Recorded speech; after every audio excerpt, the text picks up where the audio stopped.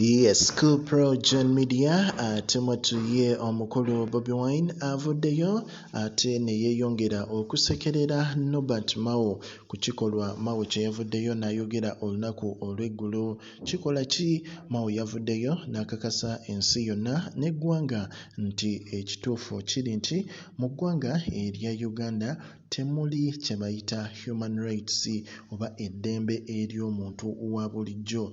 N'agamba nti amazima amatuufu image y'eggwanga erya Uganda towards human rights tetukyasobola gikuuma, twaswalaswala dda ku international community era teri kye tukyabikkirira nti tutyoboola eddembe ly'abantu nga gavumenti eri mu buyinza. Wano ate ye omukulu Bobi Wine we yaviiriddeyo n'agamba nti ndowooza mwewuliriddeko omukulu Justice and Constitutional Affairs Minister oba muyite Nobert Mao. Bobi Wine n'agamba nti yavuddeyo naye n'akakasa nti kalombolombo k'eggwanga erya Uganda kutyoboola ddembe lya muntu wa bulijjo. Naye Bobi Wine yeebuuza nti ebintu bino Mao yali abimanyi kuva dda naye ate n'asalawo atwale omutwe gwe yeegatte ku kibiina kino ekiri mu buyinza ate nga mwattu ekityoboola eddembe ly'obuntu. N'agamba weewuunya omusajja ng'oyo naye nga ekituufu mu byonna avuddeyo n'ayogera ku mazima nti mu ggwanga erya Uganda